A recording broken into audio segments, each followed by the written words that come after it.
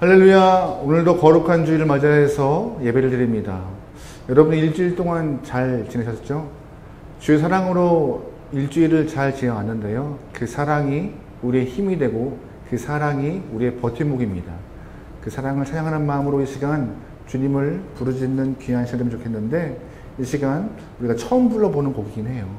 주님의 사랑이 나를 숨쉬게 해. 이 곡을 불러보면서 하나님이 우리를 향한 그 사랑의 마음을 느껴볼 수 있기를 소망합니다.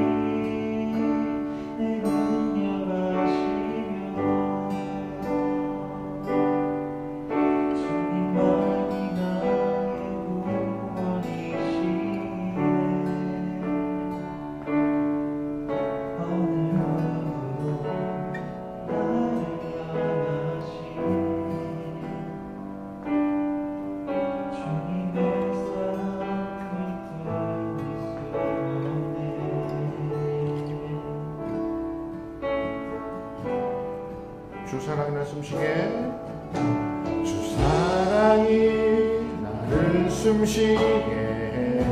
세상 그 어떤 어려움 속에도, 세상 그 어떤 어려움 속에도 주 은혜로 나를 돌보시며 세상 끝날까지 한 번 더 고백합니다. 주 사랑이 나를 숨쉬게 해. 주 사랑이 나를 숨쉬게 해. 세상 그 어떤 어려움 속에도 그 은혜로 나를 돌보시며 세상 끝날까지 지켜주시네. 주님만이 내 아픔 아시며 주님만이 날 맘 어루만지네. 어느 누구도 나를 향하시 사랑을 끊을 수 없네. 주님만이 내 능력이시며 주님만이 나의 구원이시네. 어느 누구도 나를 향하시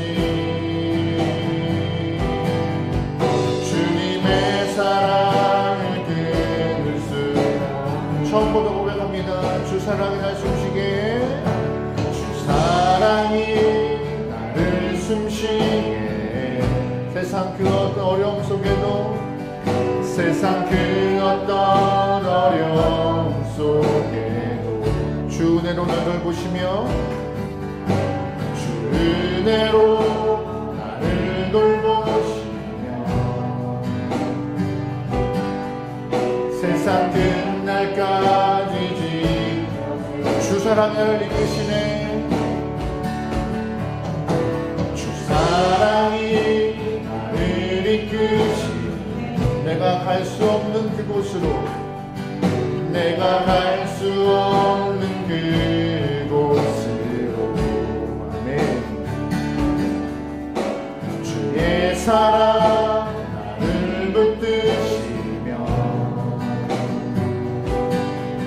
세상 끝날까지 인도하시네. 주님만이 내 아픔 아시며 주님만이 날 맘 어루만지네. 어느 누구도 나를 향하시 주님의 사랑을 끊을 수 없네. 주님만이 내 능력이시며 주님만이 나의 구원이시네. 어느 누구도 나를 향하시 주님의 사랑을 끊는 주님만이 내 아픔 아시며 주님만이 내 아픔 아시며 주님만이 내 맘 어루만지네. 주님만이 내 맘 어루만지네. 어느 누구도 나를 향하시 주님의 사랑을 끊을 수 없네. 주님만이 내 능력이시며 주님만이 나의 구원이시네. 어느 누구도 나를 향하시 주님의 사랑을 끊을 수 없네. 주님의 사랑을 끊을 수 없네. 주님의 사랑을 끊을 수 없네.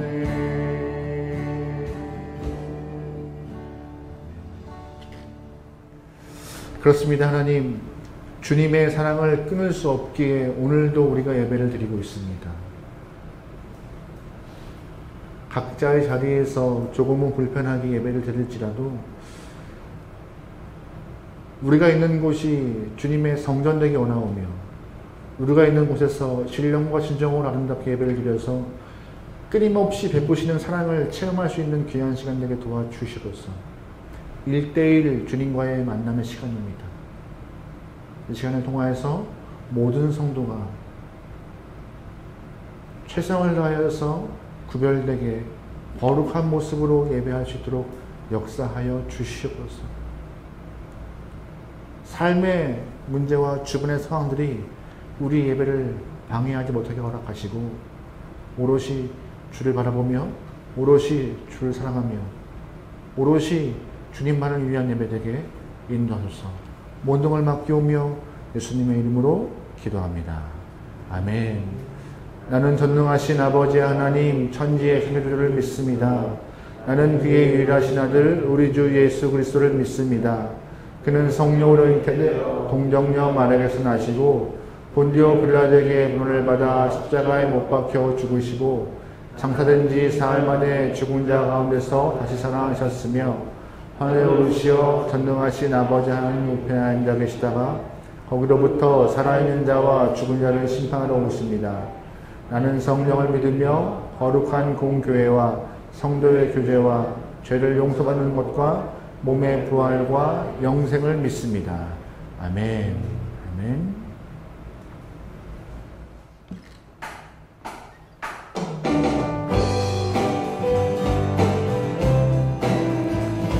이 시간 다 같이 기쁜 마음으로 고백합니다. 내가 매일 기쁘게 순례의 길 행하는 주의 팔이 나를 안고 함이요. 내가 주의 춤복을 받는 참된 기념을 주의 영이 함께하니 성령이 계시네 할렐루야 함께하시네. 좁은 길을 걸으며 만날 기뻐하는 것 주의 영이 함께하니 전의 죄에 빠져서 평안함이 없을 때 예수 십자가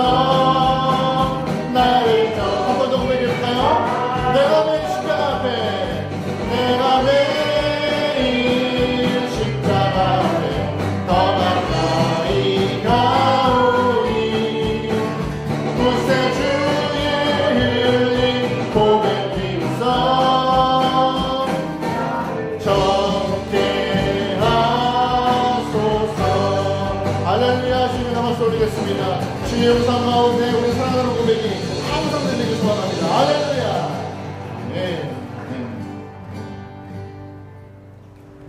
여러분 매일의 삶 가운데 하나님의 은혜와 사랑을 누리고 계십니까? 그 은혜가 고백되어지는 영혼들이 소망합니다. 하나님의 은혜로 살 수밖에 없는 저희들이 그 은혜를 바탕으로 주님의 사랑을 고백하고 찬양하고 높이며 예배하는 그 삶, 그 삶이 저 여러분의 모습을 통하여서 구현되기를 소망합니다. 이 삶을 고백할 때 하나님의 은혜로 있을 데 없는 자, 내가 믿고 의지하는 것은 나를 잘 아시는 주님입니다 라고 고백해보면 좋을 것 같습니다.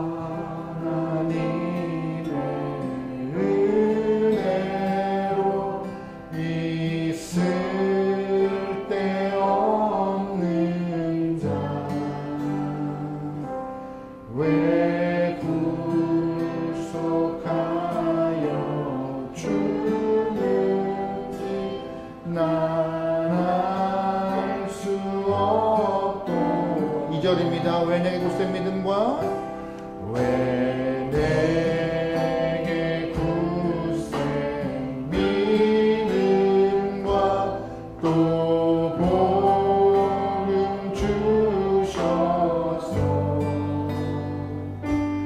내 맘이 항상 편한지 난 알 수 없도다. 내가 믿고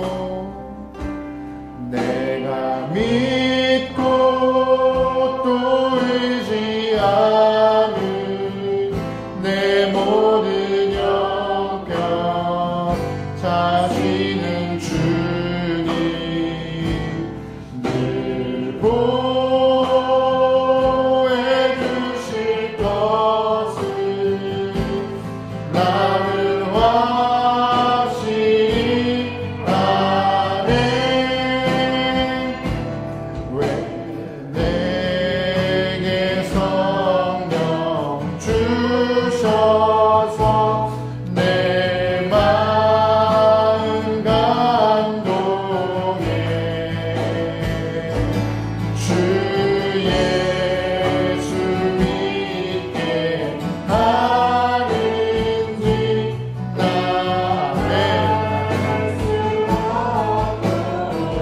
내가 믿고 의지하는 것은 내가 믿고 또 의지하는 내 모든 형편 하시는 주님 늘 보혜 주실 것을 나를 확실히 주 언제 하실지 주 언제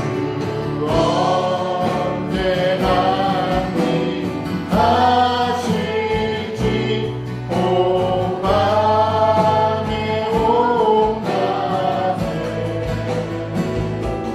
또 주님 만나 그곳도 난 알 수 없는 내가 믿고 의지하는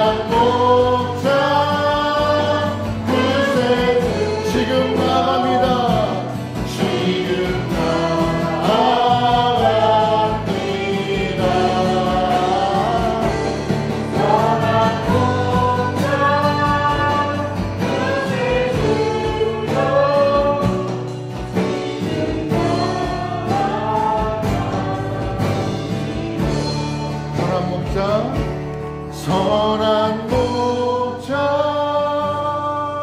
구세주여 항상 인도하소서. 아멘. 선한 목자 구세주여 항상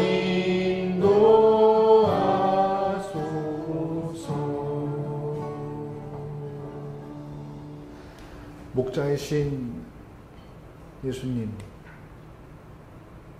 갈 길 몰라 방황하는 우리에게 갈 길을 허락하시고 생명 잃은 우리에게 생명을 주셔서 주님을 예배하심을 감사합니다. 언제나 주님을 쫓는다, 따른다, 사랑한다 고백하지만 그 고백대로 살지 못했던 우리의 삶을 돌아보며 이 시간 회개하오니 주님 용서하여 주시옵소서. 항상 고백하고 기도하고 우리가 아는 것만큼 신앙의 삶을 살아낼 수 있도록 주님 우리와 역사하여 주시옵소서.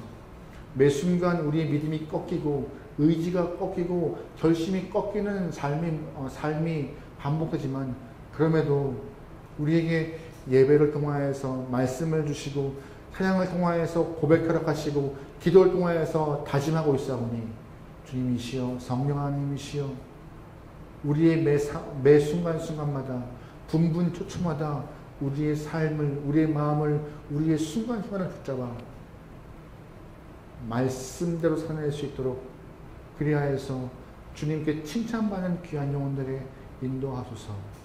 하나님 참 어려운 시기를 맞이하고 있습니다. 일상에서 수많이 경험했던 그런 삶이 이제는 특별해지게 되었고 예배 또한 모여서 드리는 것이 굉장히 귀한 삶이 되었습니다. 이러한 현실 속에서 답답해하고 소망 없어 보이고 분노가 치밀어오는 이러한 상황 가운데 우리가 바라보고 의지하고 우리를 위로하실 분은 주님밖에 없사오니 성령 하나님 어루만져 주시고 회복시켜 주시소서. 이 땅을 영혼들을 각 가정을 모든 삶을 주님 다시금 세워 일으키셔서 온전히 주님 앞에서 허락하신 은혜에 감사하며 예배드릴 수 있도록 또한 삶을 아름답게 구현해낼 수 있도록 주님 인도하소서. 건강의 문제로 질병의 문제로 진로의 문제로 직장의 문제로 관계의 문제로 물질의 문제로 자녀의 문제로 항상 우리는 겹겹이 쌓이는 문제가 우리를 짓누르고 있지만 그때마다 목자이신 주님께 다 내려놓고 나아갈 수 있는 결단의 영혼들이 인도하소서. 답은 주님께 있습니다. 인도하실 분도 주님이십니다. 그러기에 주님께 모든 걸 맡기고 기도하며 살겠사오니 주님 우리의 심령을 붙잡으시고 주님을 바라볼 수 있는 귀한 어린 양들에게 인도하소서. 모든 걸 맡기오며 예수님의 이름으로 기도합니다. 아멘. 하늘에 계신 우리 아버지, 아버지의 이름을 거룩하게 하시며 아버지 나라가 오게 하시며 아버지의 뜻이 하늘에서와 같이 땅에서도 이루어지게 하소서. 우리에게 이름은 양식을 주시고 우리가 우리에게 잘못한 사람을 용서해 준 것 같이 우리를 용서해 주시고 우리를 시험에 빠지지 않게 하시고 악에서 구하소서. 나라와 권능과 영광이 영원히 아버지의 것입니다. 아멘. 말씀 보시겠습니다. 말씀은 마태복음 18장이고요. 마태복음 18장 21절에서 22절까지 말씀입니다. 찾으신 줄 알고 다 같이 합독합니다. 시작. 그때 베드로가 나와 이르되 주여 형제가 내게 죄를 범하면 몇 번이나 용서하여 주리이까 7번이나 하오리까. 예수께서 이르시되 내게 이르노니 7번뿐 아니라 7번을 70번까지라도. 아멘. 우리 본문 35절 18장 35절 한번 더 읽어볼게요. 35절입니다. 시작. 너희가 각각 마음으로부터 형제를 용서하지 않으면 나는 하나님. 아멘. 방금 이 말씀을 통하여서 용서하는 사랑으로 살아야 합니다라는 제목으로 말씀을 좀 나누도록 하겠습니다. 이제 초중고 대학생까지 모두 방학이 된 것 같습니다. 예전에 저 때를 생각해보면요, 방학 때 되면 꼭 숙제를 내주세요. 뭐 이렇게 미술 숙제 아니면 공작 숙제. 그래서 뭐 이렇게 미래의 어떤 일들을 그려오기 아니면 뭐 새로운 물건을 발명해 뭐 이렇게 생각해서 만들어 놓은 그런 항상 그런 숙제가 있던 것 같아요. 여러분은 그런 미술이나 공작을 잘 하셨는지 모르겠지만 저는 참 이런 숙제가 싫었습니다. 존 브로크만이라는 사람이 썼던 책 중에 하나가 이런 책이 있는데요. 지난 2000년 동안 위대한 발명품이라는 책이 있습니다. 이 책에서 지난 세기 동안 가장 위대한 발명품이 무엇인가 라고 찾아보는 책이에요. 그래서 세계 지성인들 110명에게 설문조사를 해가지고 당신이 생각하기에 인류를 발전시킨 발명품이 무엇인가 라는 답을 얻었습니다. 그래서 121가지의 발명품을 받았는데요. 어떤 분들은 뭐 인쇄술, 전기, 비행기, 뭐 컴퓨터, 인터넷 다양한 것들을 위대한 발명품으로 얘기했습니다. 근데 좀 특이한 발명품이 하나 나왔어요. 어떤 건지 아세요? 지우개예요. 지우개. 뭐 그까지 지우개 뭐 하겠지만 우리가 지우개는 실수하면 다시 지워서 새롭게 다시 할 수 있는 아주 신기한 도구입니다. 예를 들어서 다빈치의 뭐 모나리자나 베토벤의 운명경고 같은 그런 위대한 작품들이 탄생하기 위해서는 수많은 실수를 다시금 지우고 반복하기를 이렇게 그 일을 반복하여서 했기 때문에 위대한 작품들이 나왔을 거라고 저는 믿습니다. 여러 번 실패했지만 지워서 새로 시작하고 지워서 새로 시작하고 그래서 지우개가 위대한 발명품 중에 하나가 되었다고 어느 이렇게 지성인이 언급하더라고요. 동의합니다. 하나님의 위대한 발명품, 하나님의 위대한 걸작품이라고 하는 인간, 우리의 삶도 마찬가지입니다.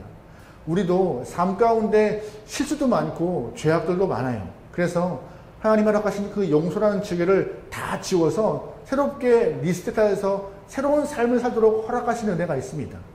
우리가 알고 있는 아브라함, 뭐 모세, 다윗, 뭐 바울 할 것 없이 모든 사람들도 다 하나님의 걸작품이지만 삶의 수많은 것들, 수많은 죄악들, 수많은 실수를 지우고 또다시 시작하고 지우고 시작하여서 우리가 알고 있는 믿음의 선배의 모습으로 이렇게 보여주고 있는 것입니다. 여러분과 제가 이 말씀을 기억하면서 우리의 삶에 지우개의 은혜를 허락하신, 용서의 은혜를 허락하신 주님을 떠올리며 새로운 삶을, 새로운 글을 쓰며 새로운 모습으로 구해낼 수 있는 그런 신앙인의 모습이 우리와 여러분 삶에서 표현되길 소망합니다. 기독교는요, 용서의 종교라고 말하는 분들이 계세요. 일반적으로 기독교 하면은 진리 가운데 우리가 사랑이라고 하는데 그 사랑을 조금 더 구체적으로 표현할 때 용서하는 사랑이라는 그런 말을 써서 기독교를 용서의 종교라고 말하는 의미도 있습니다. 그래서 복음의 내용 중심은 용서이고 십자가의 의미도 용서라는 것을 여러분 꼭 기억하세요. 그래서 믿음 생활의 시작을 보면요. 믿음 생활은 바로 구속의 은혜, 죄사함 받은 사람이 새로운 삶을 살 수밖에 없는 그런 은혜를 경험하게 된 것이고 구속의 은혜를 경험한, 용서의 은혜를 경험한 사람이 삶을 살다가 다시 한번 재림의 날에 용서받은 은혜를 통하여서 천국 가는 것이 바로 기독교의 기본 진리입니다. 그래서 어떤 목사님이 이런 표현을 하시더라고요. 성경은 용서의 알림장이고 십자가는 용서의 영수증이고 성령은 용서의 전달자이고 선교는 용서의 전달식이다. 용서의 포커스를 맞춘 그런 해석인데요. 동의합니다. 여러분과 제가 경험했던 하나님의 용서의 은혜를 잊지 않길 소망합니다. 오늘 설교의 중심 주제는 용서예요. 용서. 그리고 오늘 본문에서 21절, 22절 또한 35절이 오늘 설교의 중심을 딱 잡아주고 있는 그 용서의 이야기인데요. 이 이야기를 통하여서 정말 우리가 용서하는 사랑의 삶을 살아내기를 주님으로 축원합니다. 오늘 본문은요, 우리에게 세 가지의 큰 뜻을 말하고 있는데요. 이 세 가지의 의미를 좀 알아보는 귀한 시간이면 좋겠습니다. 우리 본문 21절 다 같이 읽어볼게요. 21절입니다. 시작. 그때 베드로가 나와 이르되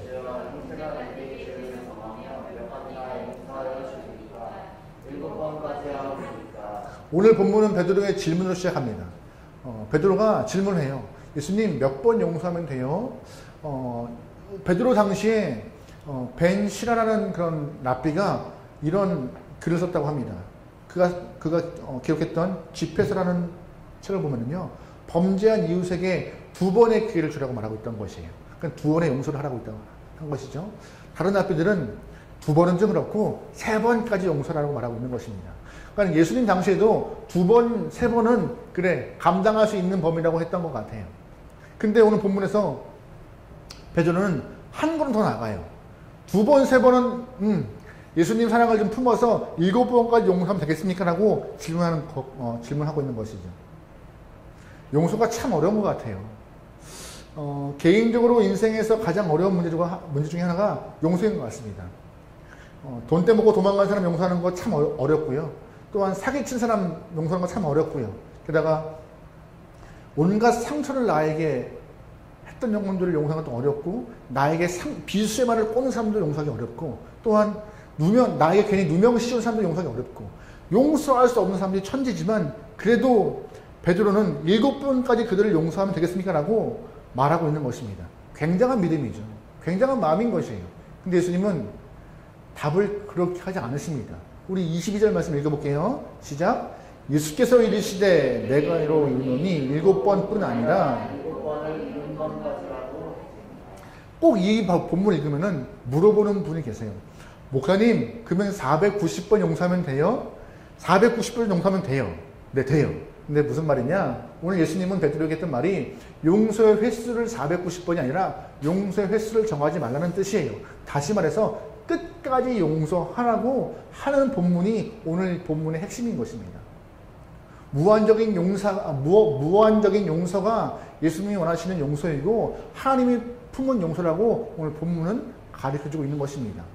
우리 본문 23절을 보면요, 이런 표현이 있어요. 그러므로 천국은 그 종들과 결상하려 하던 어떤 임금과 같으니, 보면은요 23절에 천국은 뭐뭇과 같으니라고 표현되어 있죠. 천국은 뭐뭇과 같으니, 다시 말해서 우리가 앞전에서 보았던 천국은 마치 뭐뭐와 같다는 그런 비유 형식을 갖고 있는 것이에요. 즉 용서는요, 오늘 본문의 용서는 이 땅의 이야기를 말하고 있는 것이 아니에요. 용서는 이 땅의 윤리를 말하고 있는 것이 아니에요. 천국은 마치 뭐뭐와 같다는 그런 비유 형식을 갖고 있는 천국의 이야기인 것이에요. 다시 말해서 하늘에서 요구하는 용서의 모습은 바로 횟수가 없는 끊임없는 용서를 말하는 것이고, 하나님이 원하시는 용서의 모습은 우리에게 그렇게 비춰주고 있는 것이며, 우리가 원하는 윤리 또한 그러한 끊임없는 용서의 삶을 살기를 원하고 있다는 것이, 이 땅에서는 많으면 2번, 3번이지만 하늘의 용서는, 천국의 용서는 그것이 아니다. 아버지의 용서는 7번을 70번씩 하는 용서, 끊임없이 하는 용서가 하나님의 용서이고 너희도 그 삶을 살아가라고 하고 있는 것이 본문의 이야기인 것입니다. 본문은요, 그래서 용서의 이야기고 죄사함의 이야기고 구원의 이야기임을 꼭 알아야 합니다. 본문의 비유가 있는데요. 본문의 비유는 두 개의 흐름으로 갈릴 수가 있어요. 첫 번째 흐름은 어떤 것이냐? 어떤 임금이 자신들의 대신들, 종들과 함께 이렇게 결산치는 일이 첫 번째 부분이고, 그 종 중에 한 명이 또 친구를 만나는 것이 두 번째 비유로 나오고 있습니다. 이 첫 번째 비유에서 우리가 말하고 있는 의미가 있어요. 첫 번째 비유는요, 어떤 임금이 종들과 결산을 합니다. 근데 아무리 결산을 해도 그 종에게는 임금에게 드릴 빚이 있던 거예요. 얼만큼이요? 1만 달란트요. 혹시 수요 예배 영상을 보신 분은 알겠지만 달란트라 하면 무게의 개념이에요. 무게 개념. 대략 34kg. 한 경민이가 34kg 되려나? 아마 그만한 크기가 될 거예요. 그만큼의 무게가 1달란트인데 그 무게 개념을 화폐로 바꾸면 6천 데나리온이라고 말할 수 있습니다. 1데나리온이 하루 품삯이니까는요, 6,001의 품삯이 1달란트의 이야기인 거예요. 다시 말해서 16년치의 품삯이 1달란트. 그러니까 1만 달란트를 하면요, 계산해 봤거든요. 16만 4,300년의 품삯이 1만 달란트에서 이런 거 좋아하니까는. 가장 싸게 잡아서 하루 일당을 7만 원이라고 치면은 16만 4,300년의 일당이 4조 2천억이 넘어요. 그러니까 이 종이 임금에게 빚진 금액이 한 4조 가까이 되는 큰 돈인 거예요. 개인이 갚을 수 없는 큰 빚을 임금에게 지고 있던 것이고, 임금은 그거를 갚으라고 하는 것이죠. 너를 팔고 너의 부인과 소유를 다 팔아서 갚으라고. 그때 이 종이 할 수 없음을, 갚을 수 없음을, 그리고 애걸복걸하면서 용서해 줄 것을 간청합니다. 그래서 임금이 큰 맘 먹고 빚을 탕감해주고 돌려보내는 것이 첫 번째 이 예화의 모습인 것이에요. 그러면 질문 드려보죠. 이 첫 번째 예화 가운데 1만 달란트 빚진 자가 누구일까요? 바로 우리를 뜻하는 것이고, 임금이 바로 하나님을 의미하는 모습인 것입니다. 하나님에 대한 우리의 죄가 너무나 크기 때문에 우리가 무엇을 해도, 어떤 행동을 해도 갚을 수가 없을 만큼 큰 죄가 있다는 것을 오늘 본문을 말하고 있는 것이에요. 그래서 로마서 이런 표현이 있어요. 모든 사람이 죄를 범하여서 하나님의 영광에 이르지 못하였다. 너무나 큰 죄가 있기 때문에 하나님 근처를 못 가는 것이 우리의 삶이라고 성경은 말하고 있어요. 문제는 이 죄악을 우리가 아무리 노력하고 힘을 쓰고 선행을 베풀고 도덕적으로 올바로 살아도 해결할 수 없다. 즉 우리의 힘으로는 죄에서 구원함을 얻을 수 없다고 말하고 있는 것인데, 이 본문을 통하여서 그 죄를 해결해 주었던 임금, 즉 하나님이 있음을 오늘 본문은 우리에게 말하고 있는 것입니다. 용서는요, 그냥 하는 것이 아니에요. 용서는요, 나에게 손해를 감당하고 용서하는 것입니다. 용서는요, 손해를 나에게 돌리는 것이 용서의 시작인 것입니다. 간혹 우리가 인터넷상에서 기사를 보면은요, 고급 수용차를 몰고 가던 어떠한 사람이 이렇게 사고나는 그런 기사를 볼 때가 있어요. 어떤 기사냐? 폐지를 줍고 사시던 할아버지 할머니가 술을 끌다가 고급 수용차와 부딪히는 일. 그런데 이 고급 수용차 주인이 변상을 요구하지 않고 그냥 이렇게 아름답게 헤어졌다는 그런 따뜻한 기사가 간혹 보여요. 실제로 우리가 알고 있는 그런 유명한 분 중에 한 분도 이러한 비슷한 일을 경험했다고 합니다. 혹시 벤츠라는 회사 아세요? 벤츠라는 회사가 가장 비싸게 만드는 차 중에 하나가 바로 마히바흐라는 차종인데요. 한 대에 6억에서 9억이래요, 차가. 우와. 대한민국에 딱 2대밖에 없대요. 그 중에 한 대가 바로 얼마 전에 돌아가신 삼성 이건희 회장님이 타고 가시는 차였다고 하는데, 한 번은 어떤 아주머니께서 그 차 옆에 주차를 해놨다고 합니다. 근데 아이가 문을 열다가 그 차를 툭 쳤대요. 문콕이죠. 그 상황을 생각하면 끔찍합니다. 감당할 수 없는 것이죠. 차가 6억에서 9억인데 문짝 하나가 얼마일까요? 그 어머니가 어떠한 모습이었을지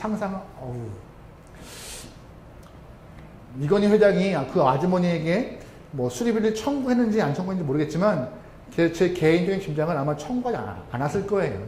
아무리 그 아주머니 차를 팔아도 그 회장님의 차를 수리하기 부족하니까는요. 아마 오히려 수리비를 받는 것보다 수리비를 청구하지 않고 그냥 이렇게 쿨하게 넘어가시는 그 회장님의 모습을 통하여서 그 이미지가 더욱더 큰 이익을 얻었을 것입니다. 그런데요, 이 비유는요, 아까 이건희 회장님의 이야기를 통하여서 우리가 알 수 있는 것은, 이 비싼 차의 수리비를 받든 안 받든 그분에게는 큰 차이가 없지만, 하나님께서 오늘 본문에 우리의 죄를 용서하기 위해서 빚을 탕감해주지 않는 이거는요, 다른 별개의 문제인 것입니다. 탕감해주면 감사하고 안 해주면 할 수 없지, 이게 아니에요. 꼭 하셔야 하는, 꼭 탕감해 주셔야 하는 그런 중요한 문제라는 것이에요. 왜요? 빚을 탕감받아야, 용서함 받아야 우리에게는 뭐가 있는 것이에요? 용서의 은혜를 통하여서 구원이 임하니까는요. 하나님께서 에이, 너 빚 다 갚어 하는 순간 우리는 용서의 은혜 못 받는 것이고, 그 용서의 은혜가 없는 우리에게는 죄사함이 없는 관계로 하나님의 전에 못 들어가는 그런 아주 무서운 일이 발생하는 것입니다. 죄의 삭은 사망이고 사람에게 주어진 것은 심판이 꼭 있다고 성경은 말하고 있는 것인데, 그래서 반드시 구원하기 위해서 하나님은 본인의 손해를 감수하시면서도 우리를 용서하시고 빚을 탕감하셔야 하는 그러한 아픔을 품고 계셨던 분이세요. 하나님 무슨 손해를 보세요? 손해 보시는 것이죠. 왜요? 우리 죄를 용서하기 위해서 아들을 이 땅에 보내신 것이고, 그 아들의 고통받는 모습을 눈으로 다 보신 것이고, 그 아들의 죽음을 손수 다 이루어 가셨으니까요. 그것만큼 큰 아픔과 손해가 어디 있어요? 부모가 자식의 아픔을, 부모가 자식의 고통을 고스란히 보고 있는 아픔과 그 손해가 어디 있는 거예요? 근데 하나님은 그걸 다 감내하신 거예요. 용서가 그런 거예요. 용서는요, 손해가 있음을 나는 알고 감내하고 품는 거예요. 그리고 그거를 표현하는 것이 용서인데, 오늘 본문에서 그런 것이라고, 그렇게 임금은 종의 빚을 탕감했고, 하나님 또한 우리 죄를 그렇게 탕감하셨고 용서했다고 본문은 말하고 있는 것입니다. 본문에서 탕감하다라는 말이 있어요. 탕감하다. 이게 헬라어로 아페켄이라는 단어인데, 그냥 본문에서는 단순히 용서하다라는 거 이렇게 표현되지만, 이것이 헬라어로 좀 원래 뜻으로 말하면요, 멀리 두다라는 뜻이에요. 멀리 두다. 시편 103편 보면은요, 하나님께서 우리의 죄를 용서하실 때 이런 표현을 하잖아요. 동에서 서가 먼 것과 같이 우리를 멀리 두었다고, 죄로부터. 그게 이 오늘 보았던 탕감하다는 뜻과 같은 단어입니다. 멀리 두었다. 하나님은요, 우리를 용서하기 위해서 죄와 멀리 떨어뜨려 놓으셨고, 그 사이에 예수를 두심으로 그 사이를 더욱더 벌어 놓으시고 우리의 삶을 거룩하게 살 것을 명령하시는 것입니다. 주인의 입장에서는 1만 달란트를 손해 본 것이고, 그걸 다 스스로 감내한 것이지만, 이 종의 입장에서는 그 100% 다 은혜를 경험했던 이 본문이 우리에게는 크게 감사함으로 다가올 수 있기를 소망합니다. 사도 바울이 용서의 비밀, 즉 구원의 비밀을 이렇게 표현한 부분이 있어요. 에베소서 2장 말씀인데요, 같이 한번 읽어볼게요. 시작. 긍휼이 풍성하신 하나님이 우리를 사랑하신 그 큰 사랑으로 인하여 허물로 죽은 우리를 그리스도와 함께 살리셨고, 너희는 은혜로 구원을 받은 것이라. 또 함께 일으키사 그리스도 예수 안에서 함께 하늘에 앉으시니, 이는 그리스도 예수 안에서 우리에게 자비하심으로써 그 은혜의 지극히 풍성함을 모든 여러 세대에 나타내어 하십니다. 너희는 그 은혜에 인하여 믿음으로 말미암아 이것은 너희에게서 난 것이 아니요 하나님의 선물로. 잘 보세요. 에베소서 2장 보면은 긍휼이 풍성하신 하나님, 즉 긍휼을 뭘로 표현하고 있는지 아세요? 중간에 큰 사랑이에요. 그 큰 사랑이 8절 말씀에 뭘로 표현하는지 아세요? 은혜. 그 은혜가 다시 뭘로 표현하는지 아세요? 선물.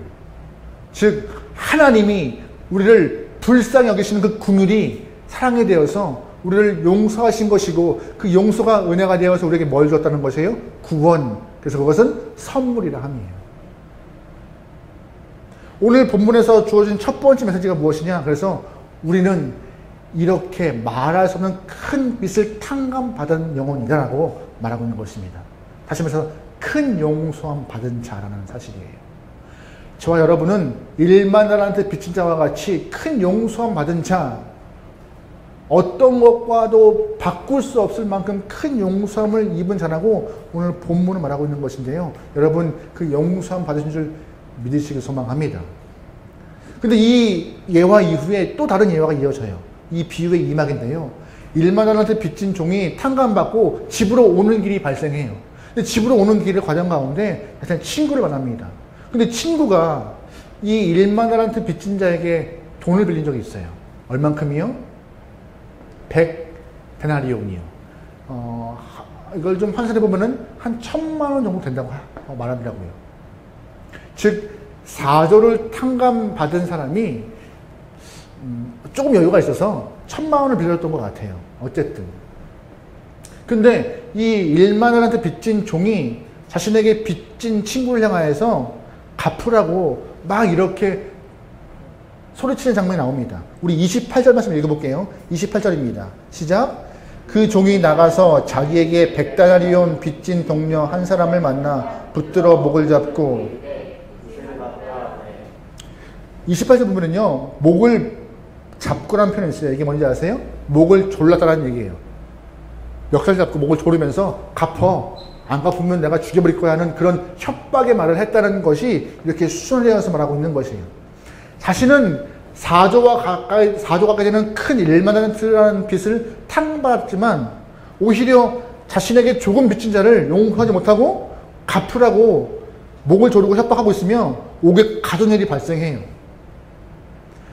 자신이 그렇게 1만달란트를 갚아야 하는 상황이라면 이해해요. 자신도 갚아야 할 큰 금액이 있기 때문에 쪼들리는 살림으로 쉽지 않은 상황이라면 이해할 수 있겠지만 얼마 전 방금 큰 빚을 탕감받은 사람이, 용서받은 사람이 바로 이런 일을 행했다는 것은 참 옹졸하고 죄악된 모습이라고, 악한 것이라고 오늘 본문은 말하고 있는 것입니다. 근데 이 모습을 본 그 친구들이 이렇게 말하고 있어요. 31절. 그 동무들이 그것을 보고 몹시 딱히 여겨 주인에게, 즉 임금에게 가서 그 일을 다 알리었습니다. 31절에 몹시 딱하다라고 부드럽게 표현되고 있지만 원래 헬라어의 번역을 보면요, 분노하여서라고 말하고 있는 것이에요. 주변의 친구들도 그 모습에 분노한 거예요. 야, 너는 임금이 그 큰 거를 탕감해 줬는데 너는 어찌 아유 하면서 그대로 임금에게 일로 바치는 모습으로 친구들은 이 상황을 바꿔버립니다. 그 얘기를 듣고 주인은 종을 불러서 이렇게 말을 합니다. 32절, 33절 읽어볼게요. 시작. 이에 주인이 그를 불러다가 말하되 악한 종아, 내가 너를 불쌍히 여김과 같이 너도 내 동료를 불쌍히 여김이 마땅하지 않냐.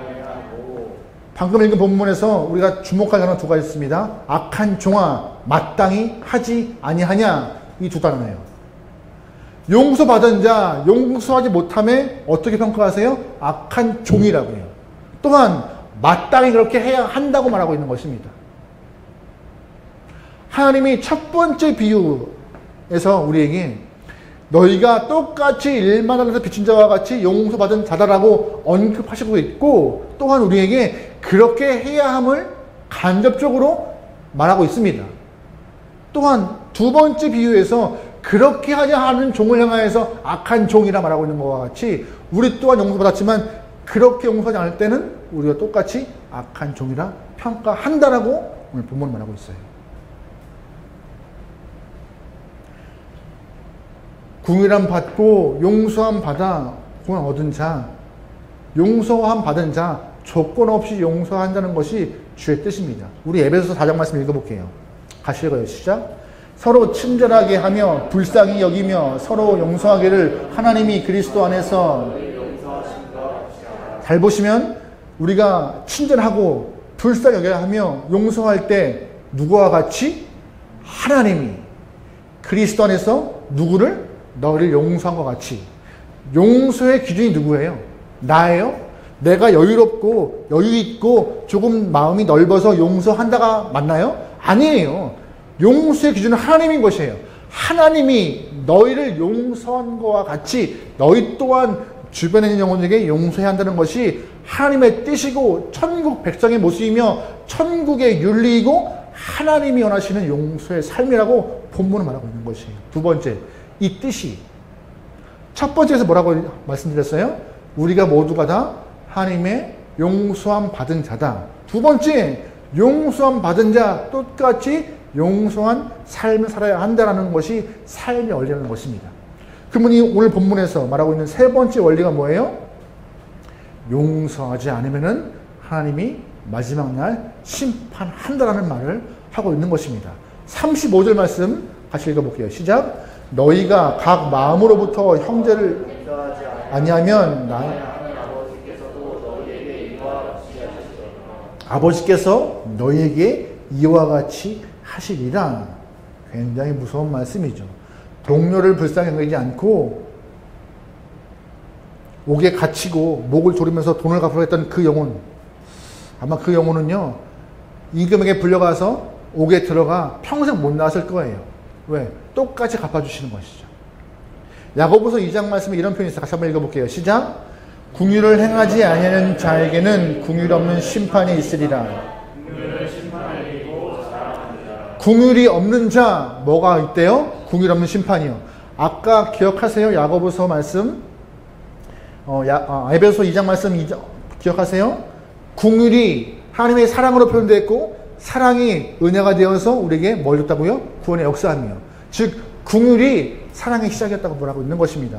오늘 야고보서 2장 또 보세요. 긍휼을 행하지 않은 자 어떤 심판? 긍휼이 없는 심판. 냉정하게 우리를 심판하셔서 우리를 평가하실 거라고. 악한 종이라고. 저와 여러분은 그런 냉정한 심판 가운데 아주 악한 종이라 평가받지 않길 소망합니다. 그러기 여러분과 제 삶에 긍휼과 사랑으로 무장할 수 있는 넉넉한 영혼들을 소망해요.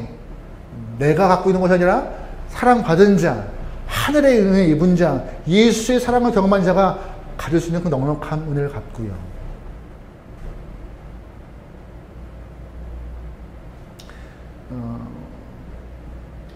우리가 용서할 수 있는 큰 근거는요, 아까 말씀드렸죠. 내 기준이 아니라 하나님이시라고요. 십자가가 우리의 용서의 근거가 된 것이고, 십자가가 우리의 용서의 명분이 된 것이고, 십자가가 용서의 근거인 것입니다. 근데 사실 십자가가 예수님의 보혈이 용서의 기준이지만 또 하나 우리가 용서하지 않으면요, 스스로 크게 어려워져요. 내 자신을 위해서도 용서가 필요한 것입니다. 마음속에 분노와 미움을 품고 살아가는 그 영혼들에게는요, 이 정서적으로 매듭이 꼬여있는 상태예요. 그러다 보니 꽉 막혀서 몸이나 영혼이 또한 삶이 굉장히 어려워질 때가 많습니다. 게다가 이 몸속에 분노가 있는 영혼들에게는요, 항상 다이너마이트를 품고 폭탄을 품고 살아가는 것과 똑같기 때문에 언제 어떻게 어떠한 모습으로 삶이 드러날지 표현될지 몰라요. 분노를 품고 용서하지 못한 채 예배를 드리는 것이 예배를 잘 드릴 수 있을까요?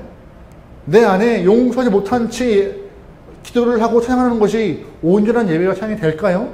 그럴 수 없기 때문에 내 영혼 또한 망가질 수밖에 없는 것이기 때문에 예수님은 우리에게 용서하라, 너를 위해서 용서하는 것이고 주님께 좋은 평가받기 위하여서 그렇게 우리의 삶을 하시는 주님의 은혜로 뜻이 있기 때문에 용서하라고 하시는 것이 오늘 본문의 이야기임을 꼭 기억하세요. 용서는요, 나를 위한 것입니다. 나를 위한 것이에요. 상대방을 위한 것일 수도 있겠지만 먼저가 나를 위한 것이에요. 내가 용서해야 내 안에 안정과 위로가 있는 것이고 그런 모습으로 예배를 드릴 때에 참 예배가 될 수 있다는 것이 주님의 뜻이라는 것입니다. 용서하는 것 마땅한 것이고 말씀에 순종해야 합니다. 하지만 쉽지 않아요. 설교 초반에 말씀드렸죠. 돈도 먹고 도망가는데 용서하라? 나에게 누명을 씌웠는데 용서하라? 나에게 사기를 쳤는데 용서하라? 쉽지 않습니다. 하지만 그렇게 해야 내가 편히 살 수 있다고 말씀하시는 것입니다. 용서가 좀 어려우신가요?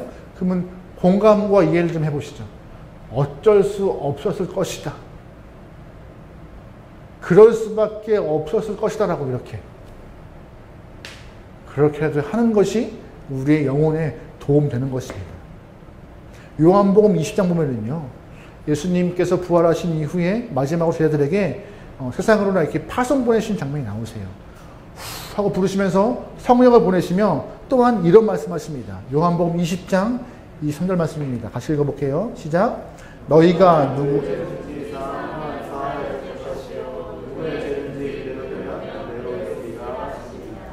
제자들에게 하신 말씀이에요. 너희가 누구의 죄든지 뭐하면 사하면 사여진대요.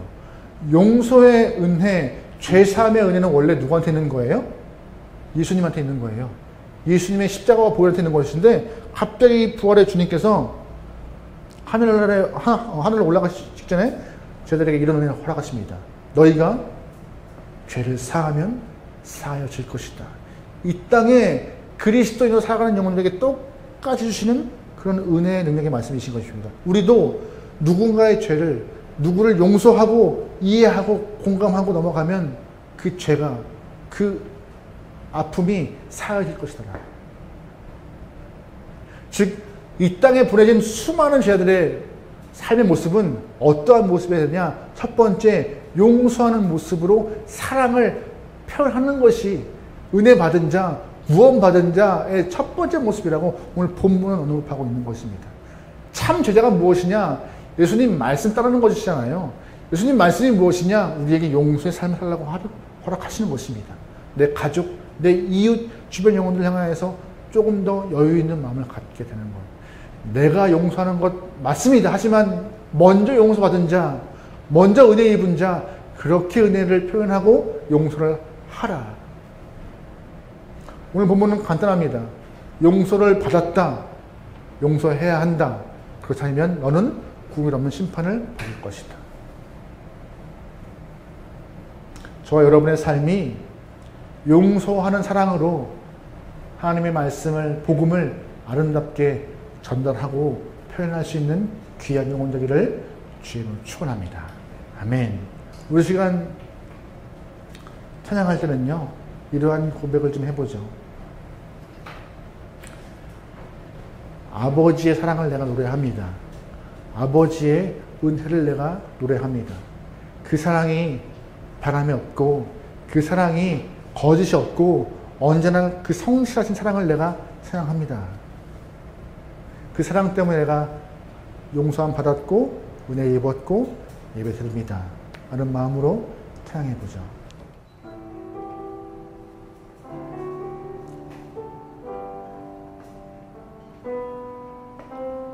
아버지 사랑 내가 노래해, 아버지 은혜 내가 노래해, 그 사랑 변함없으신, 거짓 없으신, 성실하신 그 사랑, 상한 갈 데 꺾지 않으시는, 상한 갈 데 꺾지 않으신, 꺼져가는 등불 끄지 않으시는, 꺼져가는 등불 끄지 않는 그 사랑 변함없으신, 거짓 없으신, 성실하신 그 사랑, 사랑, 그 사랑, 날 위해 죽으신, 날 위해 다시 사신 예수 그리스도, 다시 오실 그 사랑, 죽음도 생명도 천사도 하늘의 어떤 권세도 끊을 수 없는 영원한 그 사랑, 예수 그 사랑, 날 위해 그 사랑, 날 위해 죽으신, 날 위해 다시 사신 예수 그리스도, 다시 오실 그 사랑, 죽음도 생명도 천사도 하늘의 어떤 권세도 끊을 수 없는 영원한 그 사랑, 그 사랑, 날 위해 죽으신 그 사랑, 날 위해 죽으신, 날 위해 다시 사신 예수 그리스도, 다시 오실 그 사랑, 죽음도 생명도 천사도 하늘의 어떤 권세도 안에 영원한 그 사랑, 예수 그 사랑 얼마나 아름다운지, 그 사랑, 그 사랑 얼마나 날 부욕해 하는지, 그 사랑 얼마나 크고 놀라운지를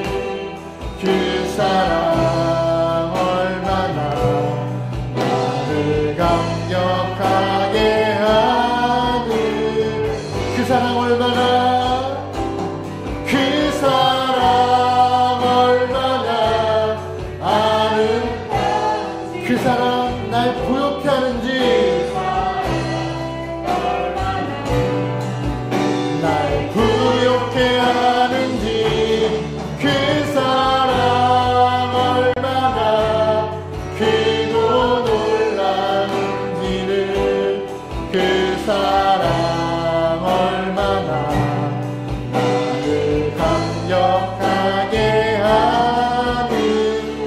아멘. 우리 잠시 기도하기 원하는 것이 있는데요, 기도할 때 우리 시간 주님의 사랑 때문에 우리가 가사에 이런 표현이 있어요. 나를 부욕해 한다고요. 그 사랑 때문에 내가 감격하여서 내 마음과 영혼이 부요하여서 용서할 수 있고 이해할 수 있고 공감할 수 있고 품을 수 있다고 오늘 가사가 말하고 있습니다. 우리 기도하죠. 하나님, 용서받은 우리 감사합니다.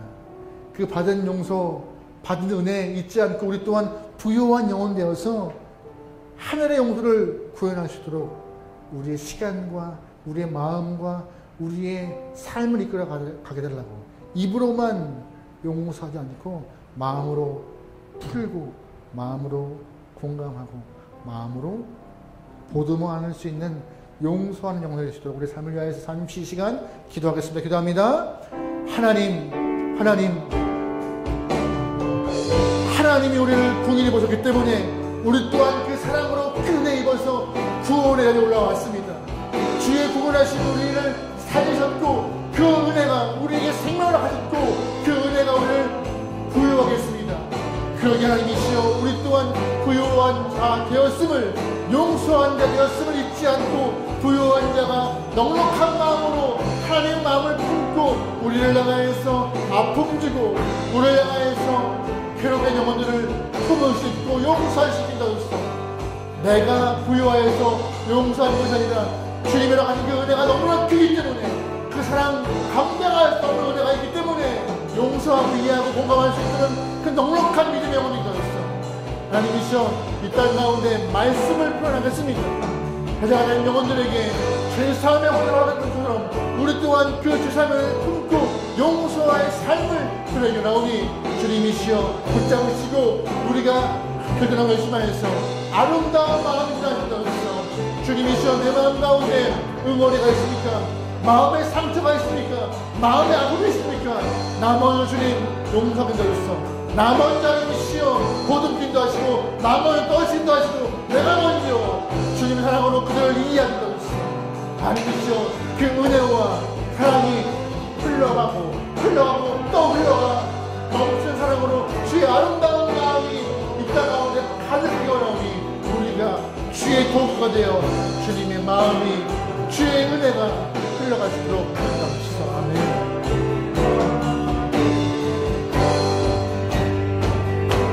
그 사랑 얼마나 아름다운지, 그 사랑 얼마나 날 부욕해 하는지, 그 사랑 얼마나 지른 그 사랑 얼마나 나를 감겨, 그 사랑 그 사랑 그 사랑 그 사랑 얼마나 아름다워. 아멘 아멘. 그 사랑 얼마나 날 부욕해 하는지, 그 사랑 얼마나 크고 놀라운 지금, 그 사랑 얼마나 감격하게 하는지. 아멘. 말할 수 없는 탄식으로 우리의 삶을 바라보시며 우리를 포기하지 않으시는 하나님, 아들을 십자가에 내주시기를, 그 아들이 십자가의 지심을 통하여서 피 흘림이 우리의 죄를 용서하도록 은혜 허락하신 하나님, 그 은혜를 잊지 않게 도와주시옵소서. 큰 빛을 탕감받은 그 사실을 잊지 않고 우리 또한 부요한 영혼 되어 삶 가운데 이해와 용서가 표현될 수 있는 주님의 귀한 영혼들에게 붙잡아 주시옵소서. 입으로 주님을 따른다, 제자가 되겠다, 말씀대로 살겠다 고백하지만 오늘을 기점으로 용서의 사랑을 할 수 있는 귀한 주님의 영혼 되게, 그래서 말씀을 구현할 수 있는 아름다운 영혼들 되게 주님 붙잡아 주시고서. 쉽지 않습니다. 이해하고 공감하고 용서하는 것 정말 어렵습니다.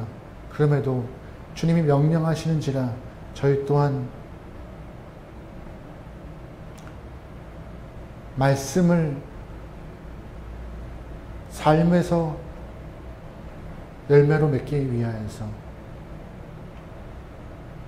용서할 수 있는 귀한 영혼 되게 주님 붙잡아 주시고서 성령 하나님 힘을 주시고서 이제는 우리 예수 그리스도의 은혜와 하나님의 사랑하심과 성령의 감화감동 인도하심이 사랑 입은 자 넉넉한 영혼 되어 용서하기 원하는 모든 영혼들 머리 위에, 그들의 직장과 삶과 나라와 민족 위에 이제로부터 영원토록 함께하기를 간절히 축원하옵나이다.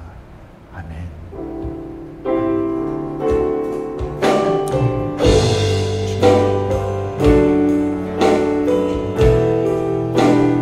내가 무엇을 하겠습니까? 하나님, 잃어버리는 것이 아니라 용서함을 통하여서 내가 영혼이 부유해지고 더욱더 풍성해지며 아름다운 주상이 선포될 수 있도록. 아멘. 아멘.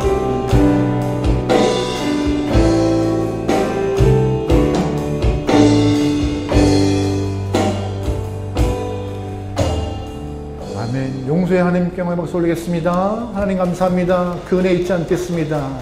아멘. 여러분 일주일의 삶 가운데 말씀을 기억하시면서 말씀대로 표현해내고 여러분이 정말로 용서의 삶을 드러낼 수 있는 귀한 시간 되기를 주님으로 축원합니다. 승리합시다. 아멘.